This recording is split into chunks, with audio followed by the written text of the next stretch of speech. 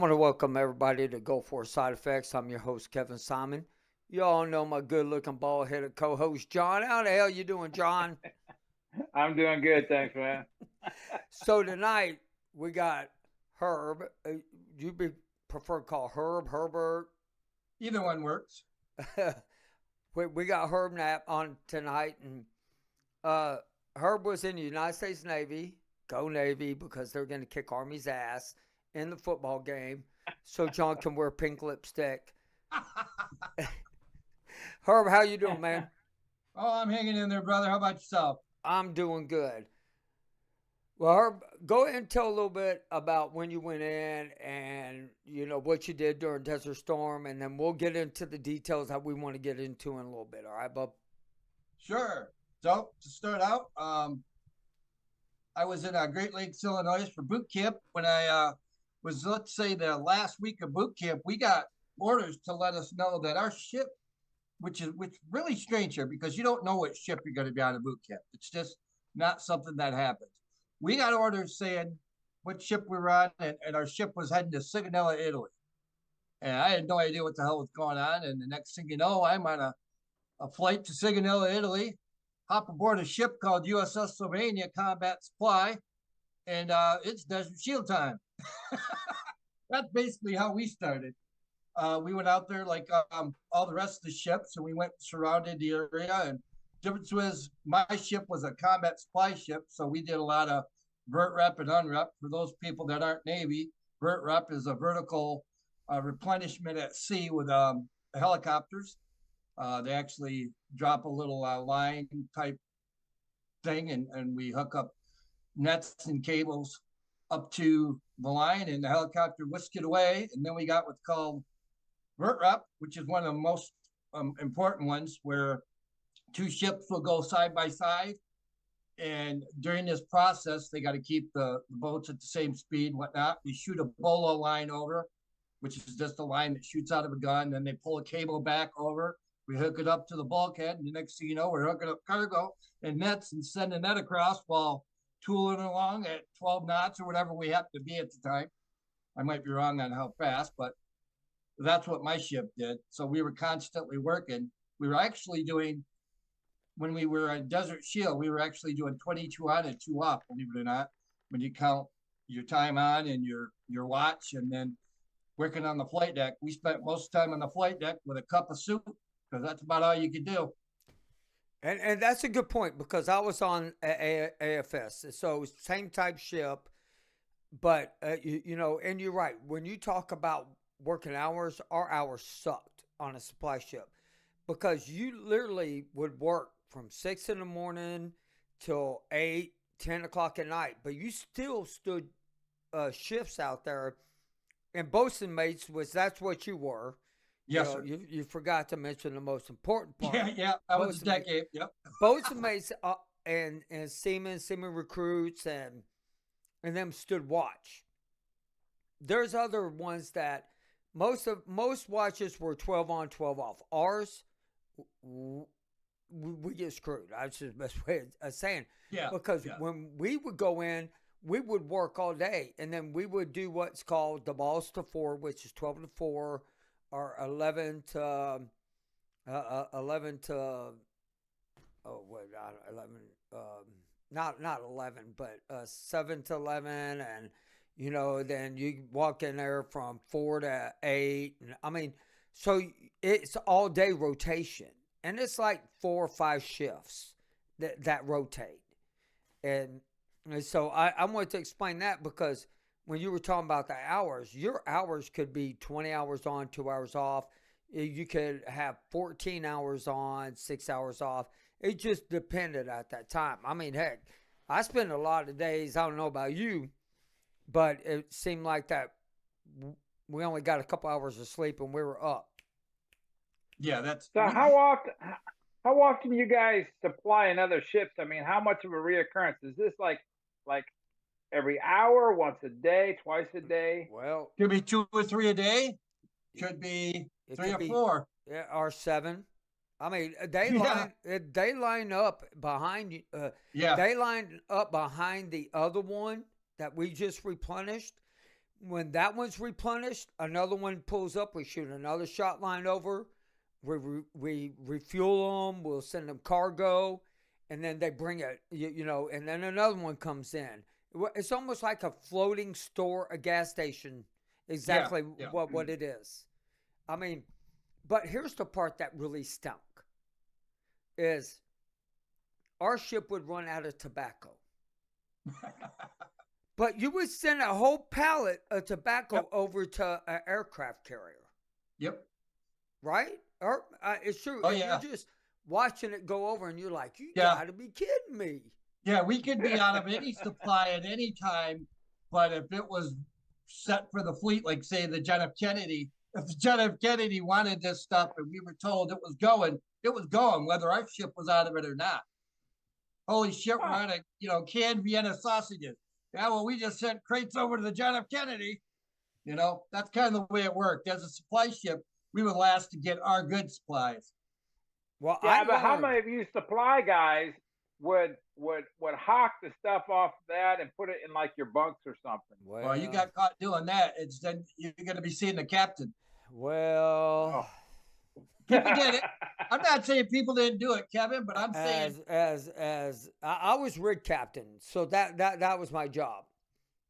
All you had to do is ask the storekeepers. The storekeepers would be like, "Hey, man, I'm really running out of snuff, or I'm, this," and they work a deal out with you. Like you're hustling on the ship. Well, yeah.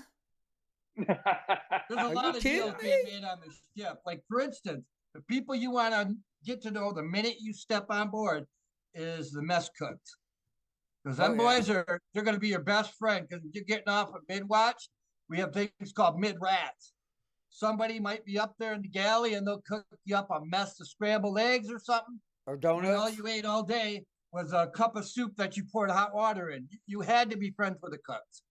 That's a fact. That was the one thing. They didn't want to piss off the cook. Well, that was the one thing. That was the one thing I liked. I mean, if we were on rigs, they saved our food, so we would still be able to go eat. It may be a while, but we got to eat. We got to rotate out, because our captain and I was in first division, which was the best division. Sorry, guys, on a ship, but. we had 2 or 3 rig captains. We had winch operators, so we could rotate. Now, what sucked is when you were on one side running a rig, and the other side was running a rig. So port and starboard had 2 ships on side, and you're both doing it. Then you have nobody to relieve you. You got to remind the Army guy there, though, what port and starboard mean. Oh yeah, starboard's right, port's left. Sorry, John. Sorry for y'all who didn't know that. But John, I will tell you this. The neatest thing, though, about being on board a ship is at nighttime.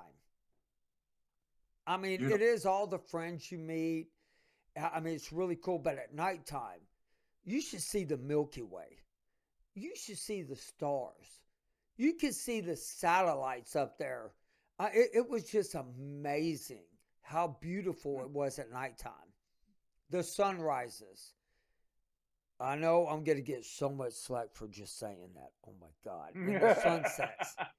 No, it was not with anybody else. Okay.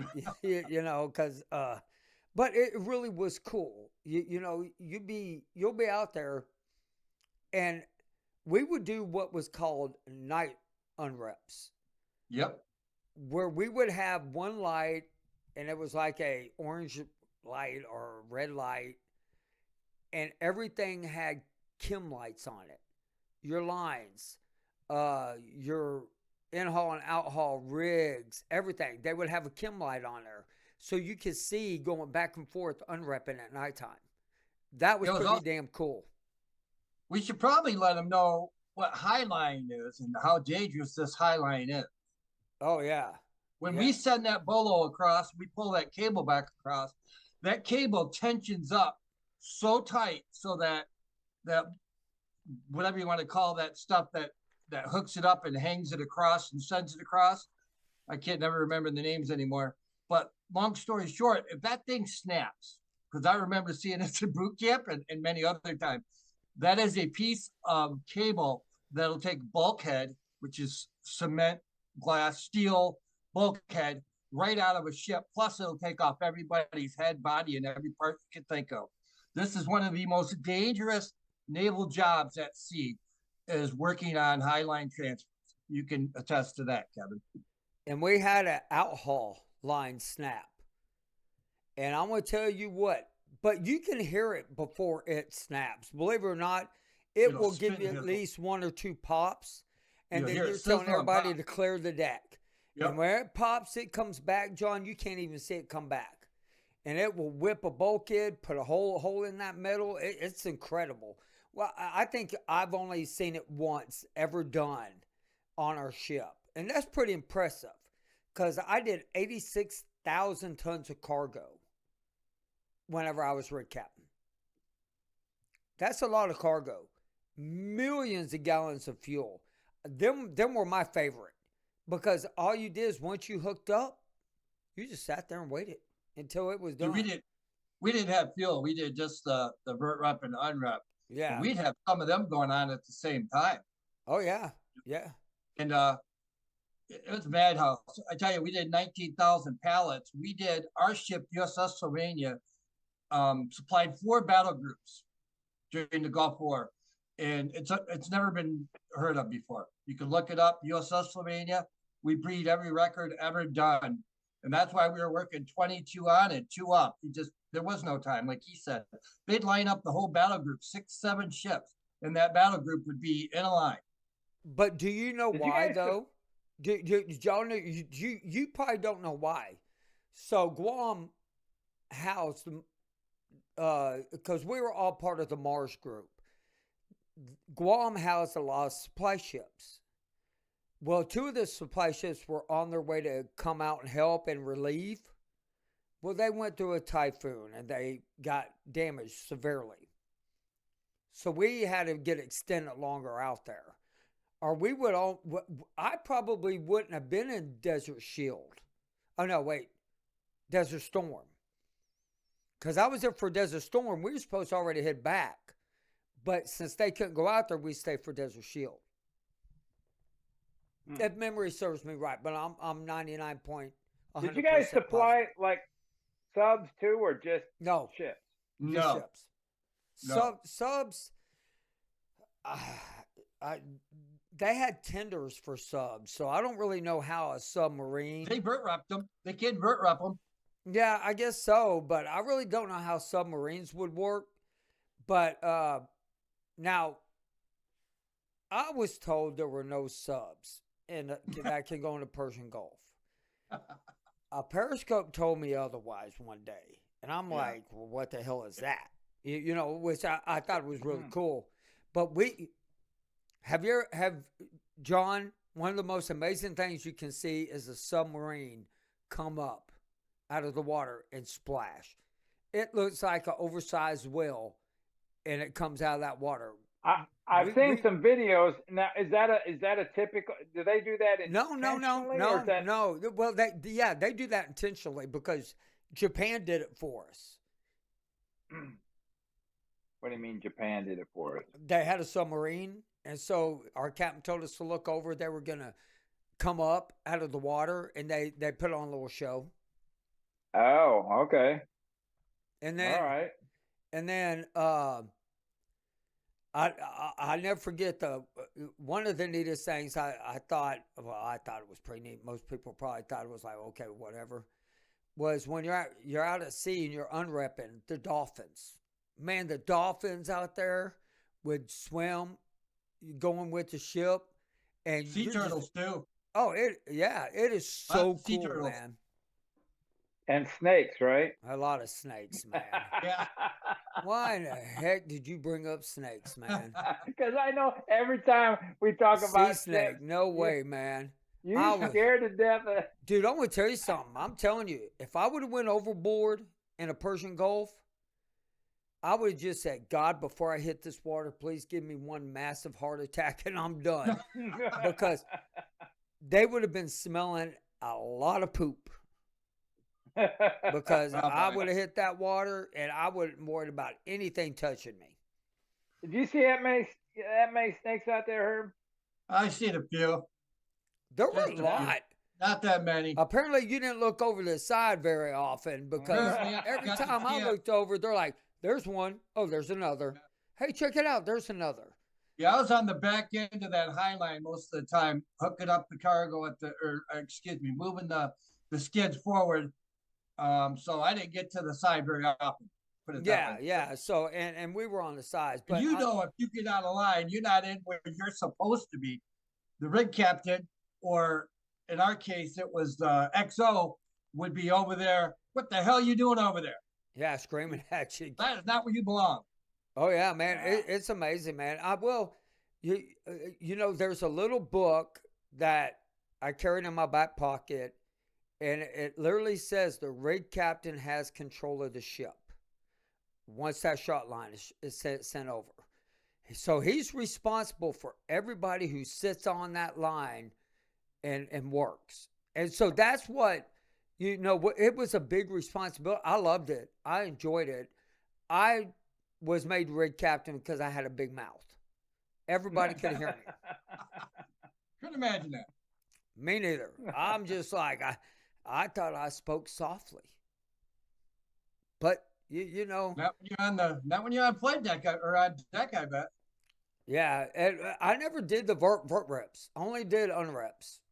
Yeah, see, my ship was also you guys refueled. Well, had we combat. refueled. We did vert reps and unreps. I just Well, was we never. we Yeah, had combat supplies. Did you guys have combat supplies? we had everything. There wasn't Okay, anything. We did. aircraft carrier parts and all that stuff. Oh yeah, we sent Okay. over even engines.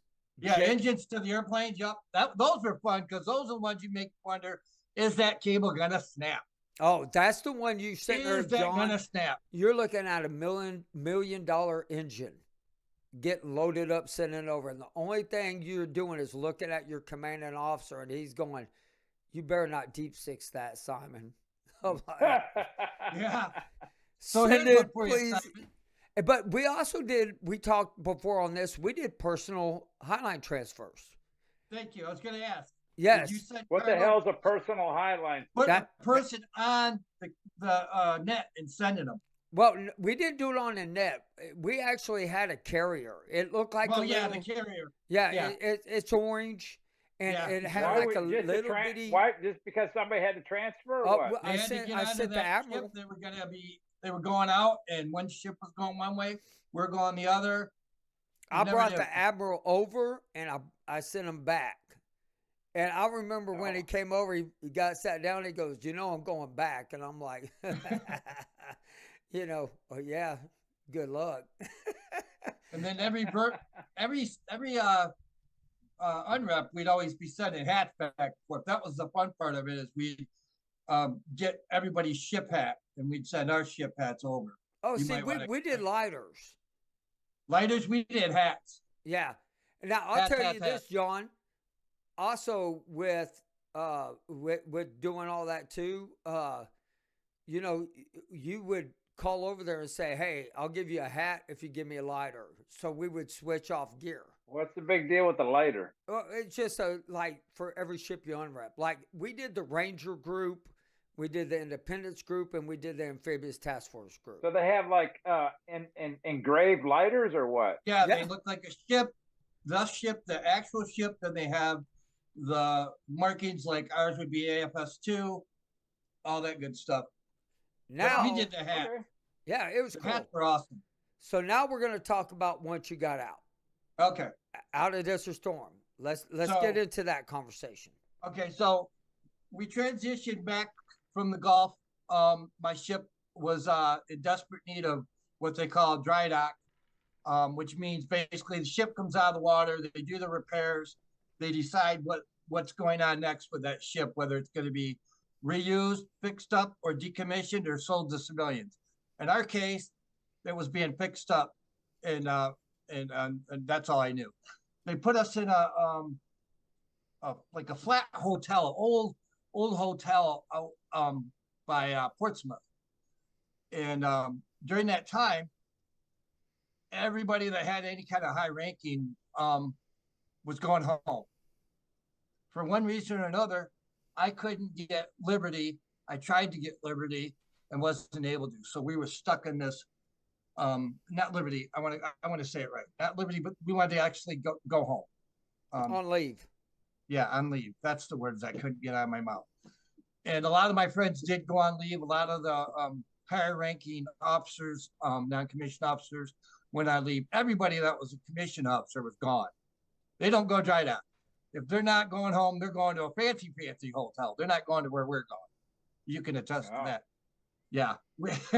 But us lower level people, we were stuck in this old abandoned hotel. And basically all we did is order pizza and beer all the time, because that was really all you could do. Your duty at this point was sweeping the hotel and getting drunk. I mean, that was it. Unfortunately, during this time, I got a phone call from my fiance at the time that she was having some trouble with her ex, and there was some violence things going on. There was just so many factors going on.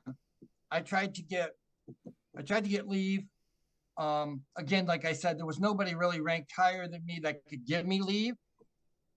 So my mind was messed up from the Gulf War, what we had just gone through, all that vert rep, unrep, all the things we seen, airplanes, the Philippine Sea launching missiles, and John F. Kennedy launching the first strike group off of their bow. We've seen that stuff. We were far close enough to where we could see that stuff. That's pretty traumatic watching that stuff, watching 4 leave, 2 come back, knowing what happened, things like that. So long story short, my mind was really messed up. We're in Norfolk, Virginia. I took off. I didn't care at the point. I should have. I was a young 19-year-old kid. I should have cared. I did what was called unauthorized absence. I regret it to this day, but I did what I did. And when I got home, I got to her, and man, my world went to hell at this point, worse, because I found out the only reason she was calling for me was she wanted money. She wanted me to ship her money. She didn't want my ass there, excuse my language. She wanted my money. She wanted to get something or to, just take my money. That's the long story short. So when I got there, she was telling me that, oh, that's not even your kid. And I'm like, what? I was in fear for my child, in fear for her life. And, we just came back on a life-threatening thing, I went to start drinking, and I drank. And boy, did I drink. I drank for probably 3 straight days, man. I was just lost. And then I went to a party with some friends, something really stupid. I met up with some white substance called cocaine. And I did it. I regret it. Spent more time out and kept partying. After a while, a couple weeks went by, almost the whole 30 days. Everybody thought I was home on leave. Nobody knew what was really going on. So everybody was throwing me parties and buying me drinks at the bar. And, you're a celebrity basically, right? And all along, I kept thinking to myself, what a piece of shit you are. You're now home drinking and partying, and you should be back on your ship. So it finally kicked in, and I did. I turned myself back into my ship. Come to find out, they weren't really even looking for me yet. They really didn't give a crap, because like I said, most of the people with any kind of authority weren't there, and you weren't really mustering like normal, where they had such an account of you, where they knew where everybody was. They really didn't give a crap. That's the best way to look at it. They did find out, a couple weeks after I was gone, I guess, but they didn't make it a serious issue, where they sent MPs to Michigan, where I was living, and picked me up. I already had turned myself in, put it that way. When I got on board, after going unauthorized absence, the first thing they want to do is they kind of interrogate you, and they give you a urine test. Well, within, 4 to 6 hours, I found out I had popped positive for cocaine. My life was gone. It was over. I was brought in front of the captain, which is called captain's mask, non-judicial punishment. And he got about an inch from my face and spit on me and told me, your unauthorized absence was really bad. but we can understand with what you'd been going through and what we all went through. But you did drugs, you know, that's just not allowed in my Navy. As he's spitting on me, telling me you're leaving my Navy and you're leaving immediately. Well, you don't leave immediately, but I got done with that.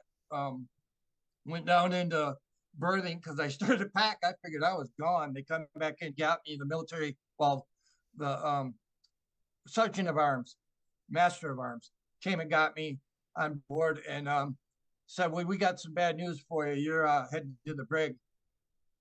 I'm like, "Oh boy, I've heard of the brig. I don't want to go there." You know, I'm sure I had tears in my eyes, maybe even bawled like a bitch. I don't even know. It's been a long time.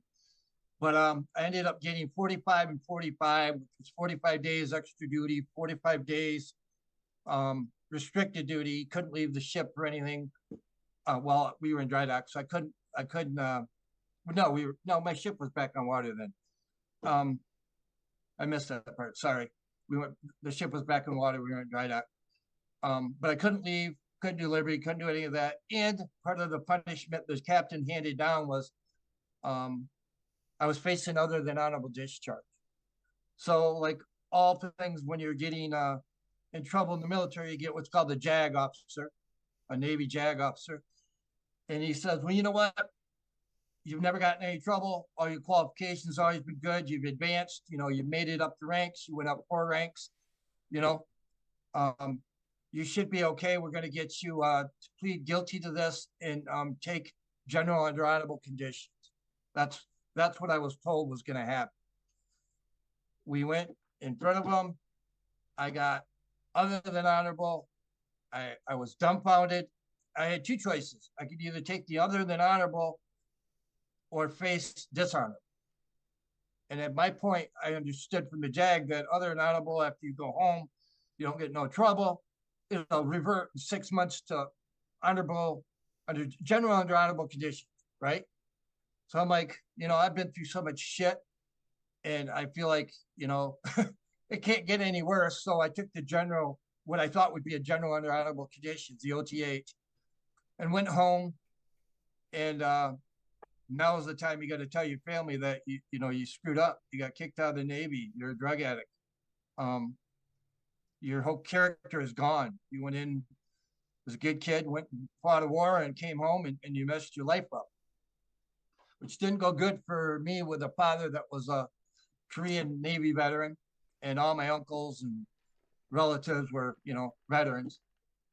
So I turned to drugs again, you know.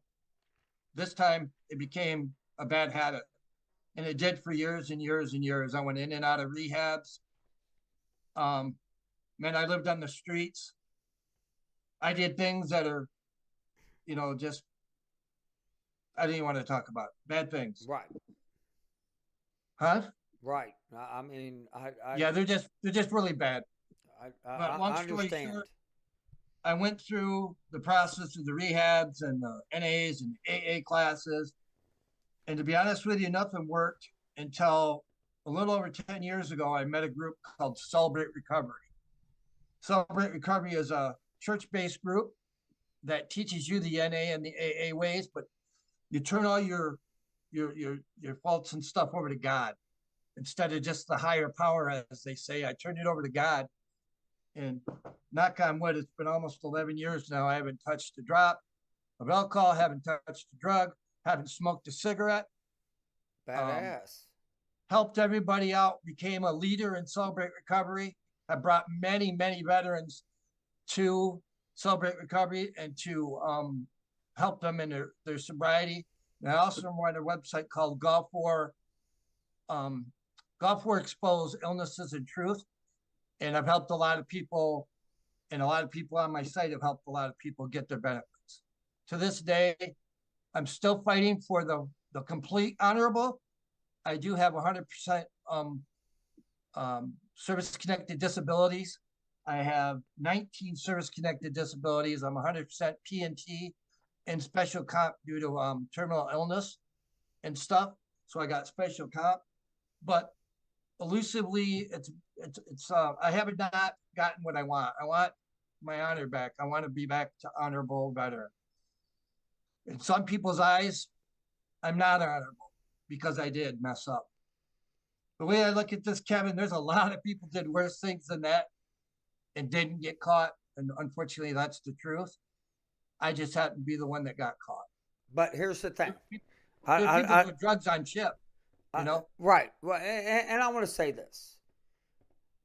You know what? For anybody that wants to judge him, anybody that wants to judge you, they need to go back and look in that damn mirror and cast that first stone. Because I'm going to tell you something. There's things that we all do that we're not proud of. It's and when you're not proud of doing it at that time, or you're doing it, you know what? You're not a man at that time. But when you now know you cleaned up, you became a man. You became to understand. It doesn't take away that you served. It doesn't take away what you do for other vets. You know what? I'm proud of you. I'm proud that you changed your life, turned it to God, and I mean, because I tell everybody all the time, find a church family. That's one of the biggest things you can do with your life. Turn it to God. You know what? I'm not going to say He'll help you with all your problems, but by golly, He'll show you a way out of them. Yeah, see, a lot of people think that the word is that God will never give you more than you can handle. Well, that's complete BS. Yeah, it doesn't say that in the Bible. Is God will give you that and then some. But the difference is He will walk alongside you. That's right. He will help you all along the way. And what I want to let people know out there, it took me 14 years to get any benefits. Oh, you're never going to get benefits. You're a drug addict. You're a piece of crap. Don't bother. I was told by service officers. I was told by everybody. Don't let that fool you. It isn't the truth. If you fight and show that you changed your life, you will get your benefits. Well, it takes a while. But not only that, Jimmy Acosta was on the show, and he even told me flat out, Desert Storm is the only war that even dishonorable discharges can still get compensation. Well, yeah, they've proven there's 2,000 plus bad paper discharges that were offered to people because some of them were getting sick and they were messing up and doing stupid things. Nobody cared. You know as well as I do. They wanted you out. They took you out. They wanted you out. Right. And they told a lot of people that, other than honorable, would turn to general. I know thousands of people that were told the same thing. I'm going to tell you something, Herb, and I have never said this on the show. After I went through Desert Storm, we went back to Southern Watch. When I came back, I was going through a divorce. And spouse, wives, men, husbands can mess with your head. When you're going through something traumatic about a spouse or y'all breaking up, I'm telling you, it can really mess with your head. And I mean, John's very fortunate that his wife stuck with him and put up with his bull crap. Yeah, that's a fair statement. I'm just saying. I mean, I'm very fortunate that my wife puts up with, my crap and everything. But it is traumatic. When you mix all that into what we were exposed to and everything, it does change you. And there was a lot of guys that turned to drinking, turned to drugs after Desert Storm. It's just the truth. Well, and the fact is, Herb, still even today, there's a lot of people that haven't necessarily put their service connection together and don't necessarily, maybe they haven't found a group of veterans who had the chemical exposures that we've had, don't understand what's going on in their body. And that in itself will drive you to do things that you wouldn't normally do because you're trying to alleviate pain. Oh, most definitely. And if that pain's being alleviated through a drug, alcohol, whatever, you're not thinking right. And kudos to you for keeping going, understanding that you knew you needed help, because there's a lot of people out there that don't understand there's help out there, and you have to fight for yourself, which Kevin and I always say, advocate for yourself. You got something coming to you, you know, don't expect somebody to just come knock on the door, hand it to you on a silver platter, because that ain't gonna happen. You know, No. you gotta. And I'm very proud of you for coming on and talking about this. It's a hard subject for you. I know it is. I For the mean, longest time, nobody would they wouldn't even look at me when I started my website 2018 even. I had a lot of people leave and say, "Oh, you had it other than honorable," because like somebody'd get on and say, I had problems and I got kicked out of the service for one reason or another. Somebody even hit somebody, punched them at the wrong time. You get kicked out for certain things. Um, and I was always one understanding, but you'd always have those naysayers that say, "Oh, well, you know, you don't deserve. You're not a veteran. Quit calling yourself a veteran. Don't wear the veteran's hat." Well, buddy, I fought the war. I did honorable duty during the war, before the war. It's after I came back that I messed up. So in my book, I was a veteran during the time I was supposed to be. right. Yeah. And let me tell you something. I don't judge you. I think you served. That's my belief. Nobody has to agree with me. I don't give a flying hootie hoo. Do you like that word, John? Hootie hoo. I just made Hootie that ho. up. Yeah, you're often very Well, you're I just want everybody to know had a little talking with my mom, and she told me my language is getting really bad, and I had to tone it down because she Come on, almost we're turned me sailors. off. Do they not understand sailors don't have a tone down? Well, I did tonight, and I You did well. but she's right because kids are gonna listen to the show, and but they probably talk worse than I do. But I want people to understand we're not all alike, but we need to get along. And Yeah. veterans are so divided, just like this country is, and we need to pull together because we're the ones that hold this country. Look, 100-year-old World War II vet. I watched him today on TikTok. Go pull it up. Go pull it up on YouTube. Is literally crying because we're so divided, and he did not fight for his country to be the way it is today. Remember that? Divided and nothing. And either did we. well, Either did the Vietnam guys. Either did the Korean War guys. And that's the well, part that I keep trying to tell everybody.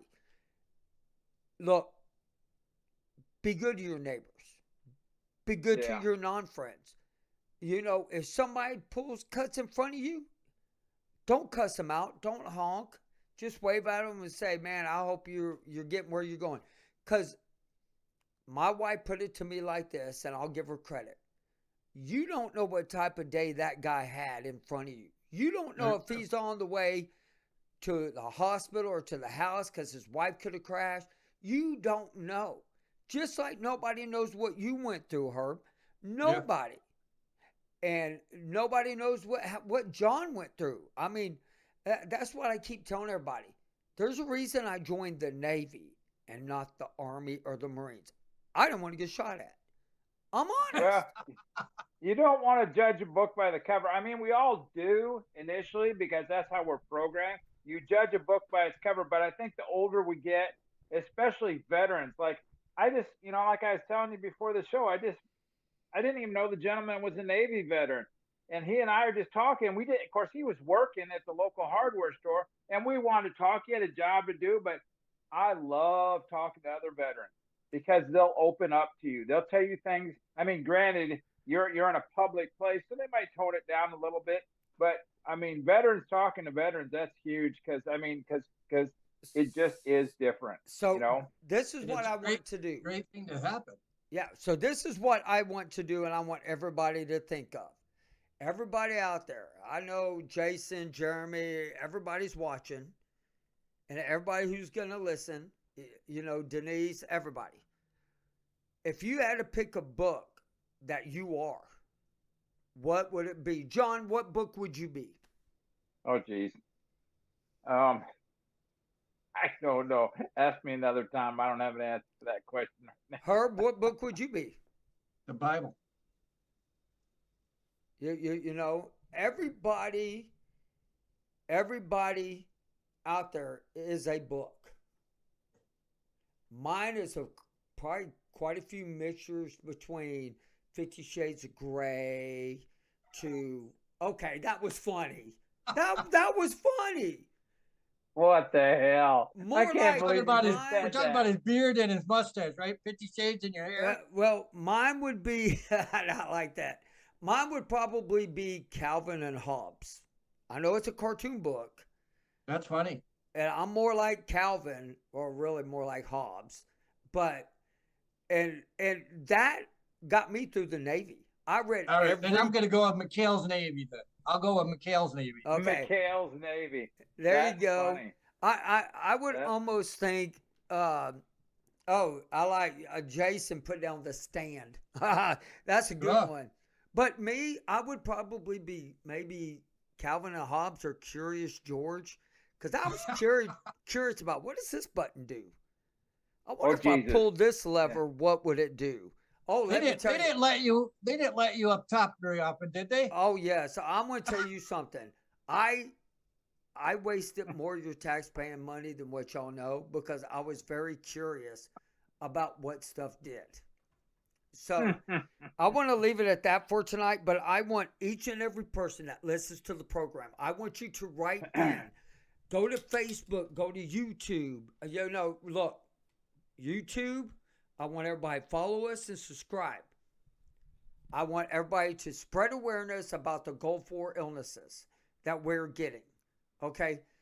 The reason that came up with the program, Gulf War side effects, because it is a side effect that we got from the Gulf War.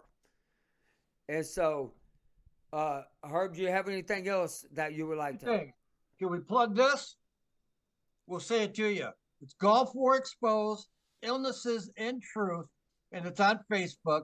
And there's a lot of great people on there. We even have an XVA raider that'll give you some great advice. There you go, right there, So, man.